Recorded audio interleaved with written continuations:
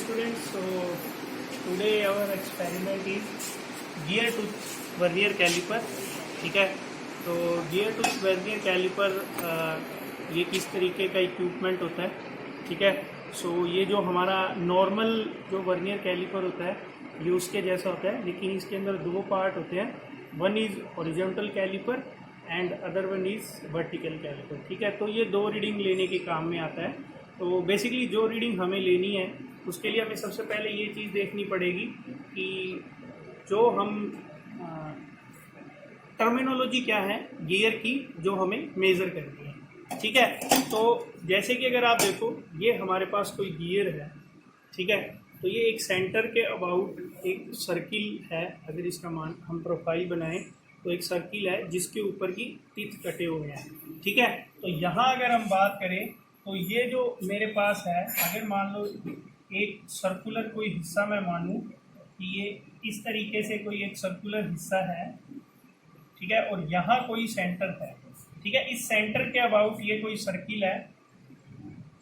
ठीक है, और इसी तरीके से ये जो आउटर पेरिफेरी है ये भी एक सर्किल है. तो हमें गियर जो टर्मिनोलॉजी है उसमें क्या चीज़ होती है, मेन जो गियर के लिए हम बात करें तो एक तो होता है कि गियर का डायामीटर कितना है. ये जो आउटर डायामीटर है, ये आउटर डायामीटर जो है हमारा कितना होता है.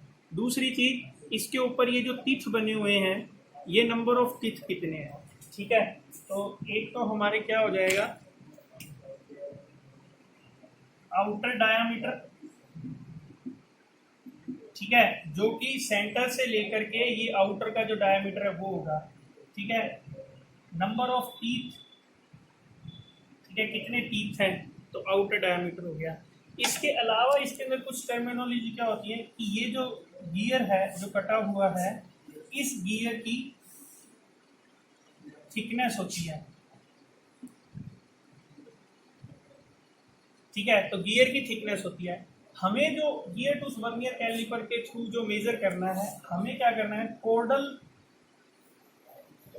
थिकनेस मेजर करनी है. ठीक है, कोर्डल थिकनेस बेसिकली क्या होती है कि जब भी कोई गियर है, अगर इसको मैं किसी दूसरे गियर से, जैसे हमें पता है कि जब भी कोई गियर काम करता है तो गियर 1 एंड गियर 2 ये आपस में जब मैच करते हैं तो मैच करने के कारण गियर 1 से जो पावर है वो गियर 2 पे ट्रांसमिट होती है.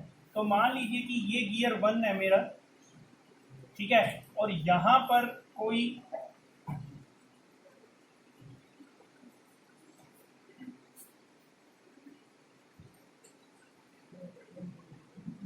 इस तरीके से ये कोई सेकंड गियर है जो इसके साथ मैच कर रहा है. तो एक पॉइंट ऐसा होता है जहां पर जब ये पावर ट्रांसमिट करते हैं किसी एक पॉइंट पे मैच करते हैं.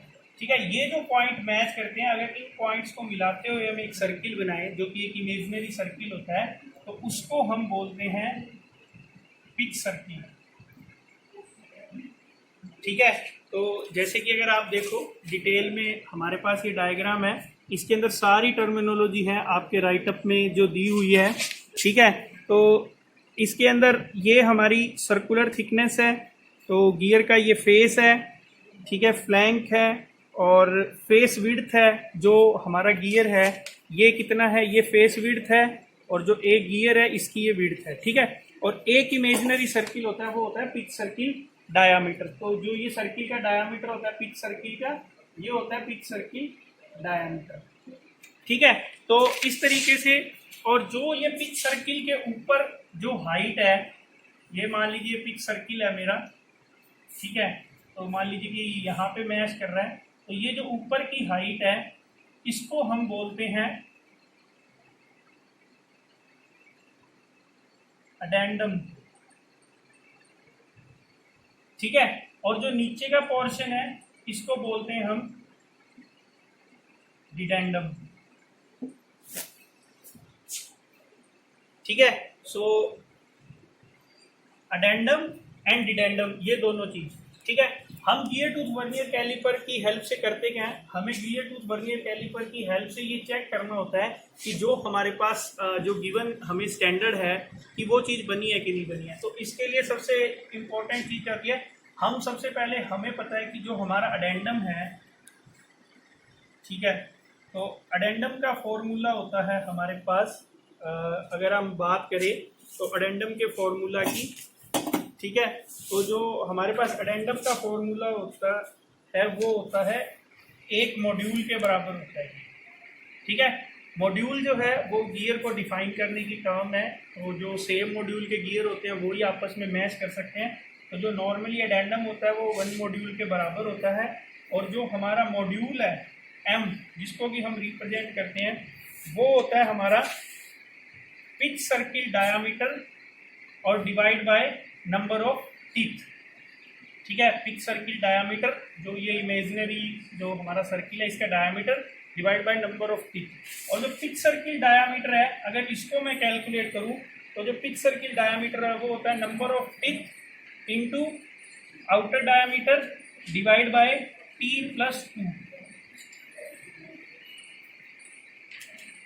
ठीक है। तो ये हमारे पास फॉर्मूला होता है। तो हम इसमें करते क्या है, हमें कैलकुलेट करनी है कोर्डल थिकनेस। और कोर्डल थिकनेस कहाँ पर होती है? कोर्डल थिकनेस गियर का वो हिस्सा होती है जो थिकनेस गियर के अडेंडम से नीचे होती है। जैसे अगर आप देखो तो गियर की शेप क्या है, ये नीचे की तरफ इसकी थिकनेस बढ़ रही है, यहाँ पर इसकी थिकनेस कम है, यहाँ पर और ज़्यादा है, और यहाँ पर इसकी और ज़्यादा है। तो ये तो जो होती है ये पूरी गियर थिकनेस होती है, जो कि बिल्कुल बॉटम में होती है जहाँ पर हमारा गियर होता है, ठीक है। और जो पिच सर्किल पे या अडेंडम पे जो थिकनेस होती है उसको हम बोलते हैं कोर्डल थिकनेस।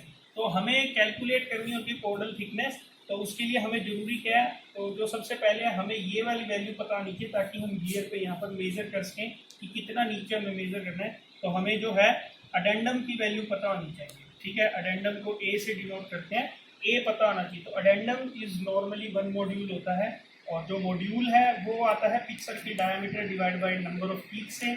और जो पिच सर्किल डायामीटर कैसे निकालते हैं, number of teeth multiply by outer diameter और डिवाइड बाय t+2। तो हमें कोर्डल थिकनेस कैलकुलेट करने के लिए क्या चाहिए, सबसे पहले तो हमें चाहिए नंबर ऑफ टीथ, ठीक है। तो हमें चाहिए नंबर ऑफ टीथ कितने हैं, दूसरा हमें आउटर डायामीटर चाहिए। तो नंबर ऑफ टीथ तो हम क्या करेंगे, काउंट कर लेंगे, और जो आउटर डायामीटर है वो हम क्या करेंगे, वर्नियर कैलिपर की हेल्प से कैलकुलेट कर लेंगे, ठीक है। और इन सब फॉर्मूला में निकालने के बाद हम क्या करेंगे, हमारे पास अडेंडम आ जाएगा, ए की वैल्यू जो है हमारे पास आ जाएगी, और उस ए की वैल्यू से हम क्या करेंगे, कोर्डल थिकनेस निकालेंगे, ठीक है। तो इसके लिए इसको करेंगे कैसे वो देखते हैं, ठीक है। हमें कैलकुलेट करना है टी कोर्डल थिकनेस, ठीक है। तो कोर्डल थिकनेस के लिए हमें जरूरत क्या है, सबसे पहले ए चाहिए जो है अडेंडम, ठीक है। जो अडेंडम इज इक्वल टू है हमारा 1 मॉड्यूल, ठीक है। और जो 1 मॉड्यूल है m जो है वो इक्वल टू है PCD divide by number of teeth, ठीक है। तो जो T है यहाँ पर वो हो जाएगा नंबर ऑफ टीथ, ठीक है। तो ये हो गया pitch circle diameter, PCD is pitch circle dia, T number of teeth, ये मॉड्यूल आ जाएगा, और एक मॉड्यूल है ये अडेंडम के बराबर आ जाएगा। देन हमें क्या चाहिए, हमें चाहिए पिच सर्किल डायामीटर। तो PCD जो है हमारा, जो पिच सर्किल डायामीटर है ये है OD into T divide by t+2। जो OD है, OD इज आउटर डायामीटर, ठीक है। तो सिंपली जो हमारे पास एक्सपेरिमेंट होता है वो हम ये वाली चीज़ करते हैं, हम सबसे पहले आउटर डायामीटर कैलकुलेट करते हैं, नंबर ऑफ टीथ कैलकुलेट करते हैं, इस फॉर्मूला में निकाल के पिच सर्किल डायामीटर लेते हैं, पिच सर्किल डायामीटर से कैलकुलेट करके हम मॉड्यूल लेते हैं, उससे अडेंडम लेते हैं, और अडेंडम को हम सेट करते हैं और कोर्डल थिकनेस निकालते हैं। तो एक तो जो हम वर्नियर कैलिपर से करते हैं वो इस तरीके से करते हैं। तो इसके अंदर देखो आपके पास वर्टिकल एंड हॉरिजॉन्टल दो हमारे पास जोज हैं। तो यहाँ पर जो हम सेट करते हैं वर्टिकल पे, वो हम अडेंडम की वैल्यू जो है वो आती है। यानी कि अगर दूसरी चीज़, अगर मान लो जो जैसे मेरे पास गियर है, तो गियर की कितनी डेप्थ है हम वो भी मेजर कर सकते हैं। और ये जो हॉरिजॉन्टल है कैलिपर, ये थिकनेस के काम आता है। ठीक है, तो इसके लिए सबसे पहले हम करते क्या है, हमें ये वैल्यू निकालनी है। तो दो तरीके से एक्सपेरिमेंट होता है। एक चीज़ तो ये होती है कि आपको कोई गिवन मॉड्यूल है, कोई गिवन एडेंडम है, तो उसके हिसाब से आप क्या करोगे, कोर्डल थिकनेस की थ्योरेटिकल वैल्यू निकालोगे। ठीक है, आपको गिवन होती है कि जो भी गियर जो भी हम नया परचेज करते हैं, कुछ भी करते हैं, तो उसकी जो भी है मॉड्यूल, उसका मॉड्यूल अगर हमें पता है तो पिच सर्किल, डायामीटर और ये सब चीज़ें हमें गिवन होती है। तो हमें ये चेक करना होता है कि जो आपने गियर बनाया है, जिस मॉड्यूल से बनाया है, तो जो आपका गियर बना है क्या वो सही बना है कि नहीं। तो सही बनाने के लिए चेक करने का यही तरीका है कि अगर हम टोटल थिकनेस की वैल्यू अगर हमारी सही आ रही है, तो एरर नहीं आ रहा है, तो एक चीज़ तो ये होती है कि आपको एरर निकालनी होती है कि जो इसकी टोटल थिकनेस है वो स्टैंडर्ड वाले से कितनी है, या आपने इसको बहुत बार यूज़ कर लिया, आप इसको रिमूव करना, इसको चेंज करना चाह रहे हो, तो हमें देखना पड़ता है कि क्या ये वियर एंड टीयर तो नहीं हो गया, और कितना वियर एंड टीयर हो गया कि आगे वर्क कर पा रहा है कि नहीं कर पा रहा है। दूसरी चीज़, हमें कई बार कुछ भी नहीं पता, आपको सिंपल ये गियर दिया हुआ है और आपको इसकी डायमेंशंस बतानी है, तब भी हम इसका यूज़ करते हैं। आउटर डायमीटर को वर्नियर कैलिपर से काउंट करते हैं, देन हम जो गियर हैं इनकी डेप्थ कैलकुलेट करते हैं कि गियर की डेप्थ कितनी है, प्लस हम इसकी थिकनेस, गियर की दो तरीके से थिकनेस होती है। एक तो ये गियर थिकनेस होती है जो रूट पे जो थिकनेस होती है वो, और एक कॉर्डल थिकनेस जो पिच सर्किल पे थिकनेस होती है। तो हम अगर वो सेकंड वाला पार्ट अगर हमें करना हो तो उसके लिए सिंपल है, आप क्या करोगे, जो हमारा गियर वर्नियर कैलिपर है इसको हम क्या करेंगे, ओपन कर लेंगे। ठीक है, एक्स वाई और जेड दोनों में, और जब आपको थिकनेस जो मेजर करनी है, ठीक है, तो इस गियर पे हम क्या करेंगे, कहीं पे भी एक गियर पे जा करके ये इसको ऐसे इंसर्ट करा देंगे।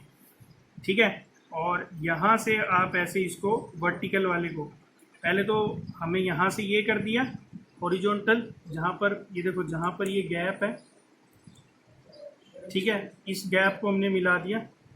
फिर आपने क्या किया, इसको हम ऐसे नीचे ले गए और इसको स्क्रू की हेल्प से हमने इसको क्या किया, टाइट कर दिया।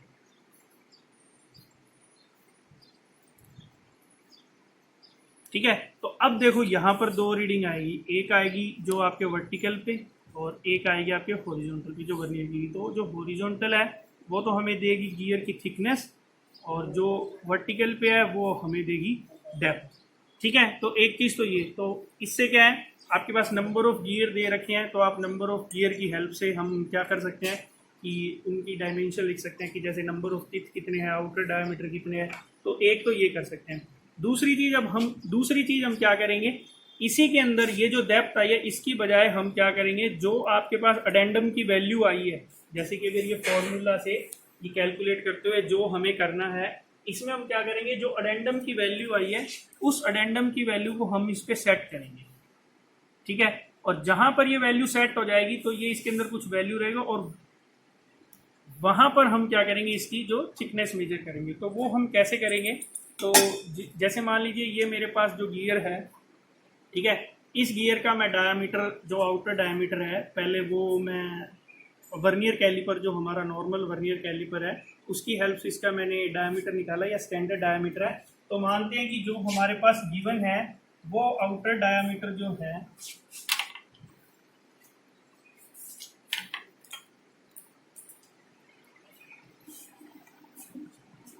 वो हमारे पास 75 mm है। ठीक है, तो जो हमारे पास आउटर डायमीटर गिवन है वो हमारे पास 75 mm है। ठीक है, और जो नंबर ऑफ टीथ हैं वो अगर हम इस पे गियर पे काउंट करें तो दीज आर 40।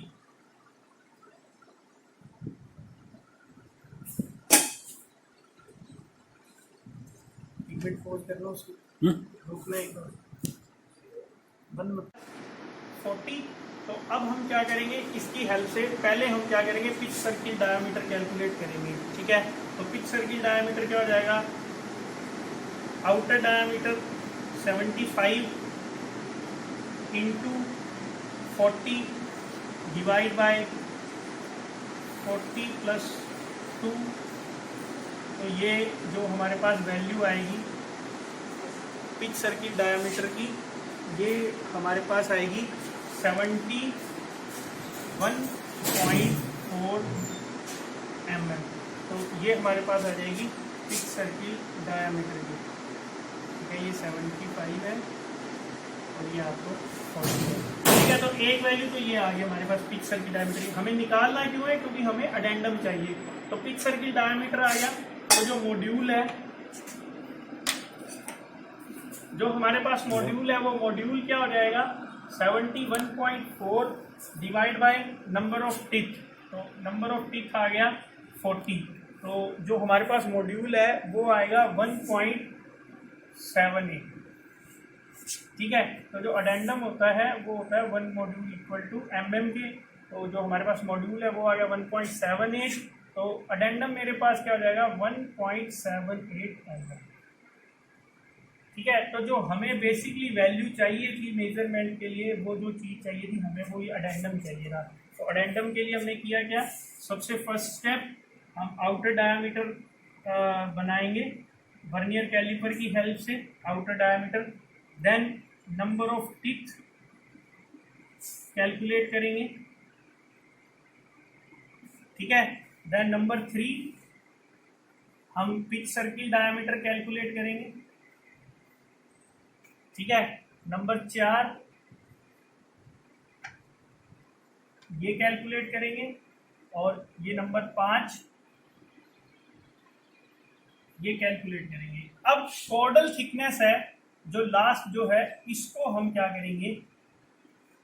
मेजर करेंगे, ठीक है। और इसको मेजर कैसे करेंगे? अब ये जो हमारा वर्नियर कैलिपर जो है, इसमें जो वर्टिकल वाला है, ये जो है हमारी रीडिंग देता है अडेंडम की, और ये देता है कॉर्डल थिकनेस की। तो जो मेरा अडेंडम आया है 1.78, इस 1.78 को मैं क्या करूंगा? ये जो मेरा है ये 1.78 mm है, तो जो बहुत माइन्यूट है, इस 1.78 को मुझे क्या करना पड़ेगा? इस वर्नियर कैली के ऊपर सेट करना पड़ेगा, ठीक है। तो जब इसको 1.78 को हम करेंगे mm में, तो हमें इसको इस तरीके से करना पड़ेगा। यहाँ पर 1 mm और 7-8 वर्नियर कैलिपर का आपको पता है कि हमें ये लास्ट वाले मैच करने पड़ते हैं, और 0.02 से हमें मल्टीप्लाई करते हैं, और जो नीचे वाला है ये 20 का होता है। तो 1.78 को हम वर्नियर कैलिपर पे सेट कर लेंगे, ठीक है। वो चीज़ हम पहले वर्नियर कैलिपर में देख चुके हैं। तो हमने क्या किया? ये जो है हमारा, हमने 1.78 mm है वो वर्नियर कैलिपर पे सेट कर दिया, वर्टिकल वाले पे, है ना। और इसको अब हम क्या करेंगे? ये जो मेरा गियर है, इस पे जो 1.78 सेट है, इसको हम यहाँ लगाएंगे। तो ये जो इसकी टोंग है, ये आपके गियर की जो हाइट है उसके ऊपर रेस्ट कर जाएगी। और अब उसके बाद हम क्या करेंगे? यहाँ से जो हॉरिजॉन्टल वाला है इसको प्रेस करेंगे जहाँ तक ये जाएगा, और जैसे ही ये चला गया, इसको आपने प्रेस कर दिया, इसको भी क्या करेंगे? लॉक नट की हेल्प से इसको लॉक कर देंगे, और जो फाइन एडजस्टमेंट स्क्रू है इसकी हेल्प से जो भी है हम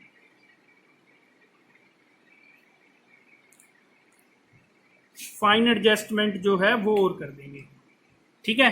तो ये जो आपकी एडजस्टमेंट हो गई, इस एडजस्टमेंट से अब हम रीडिंग लेंगे। तो जो वर्नियर कैलिपर की है, अगर वो मैं रीडिंग लूँगा तो इसमें क्या होगा? वर्नियर कैलिपर की रीडिंग में तो एक तो आएगी मेन स्केल रीडिंग प्लस एक आएगी वर्नियर स्केल रीडिंग, ठीक है। और तो मेन स्केल रीडिंग है, इस पे अगर मैं देखूं तो जो मेन स्केल रीडिंग है वो आ रही है मेरी 2, ठीक है। प्लस वर्नियर स्केल रीडिंग अगर मैं इसमें जाऊं तो ये जो मेरे पास अगर हम देखें कि जो एग्जैक्टली कोइंसाइड करेगा, तो वो जो मेरे पास है इसमें 35 जो पार्ट है वर्नियर स्केल का, वो इसके साथ कोइंसाइड कर रहा है। और जो वर्नियर स्केल है उसका जो लीस्ट काउंट है वो 0.02 होता है। ठीक है, तो ये मेरा क्या हो जाएगा 2.70 जो है mm, ये मेरी टोटल थिकनेस है।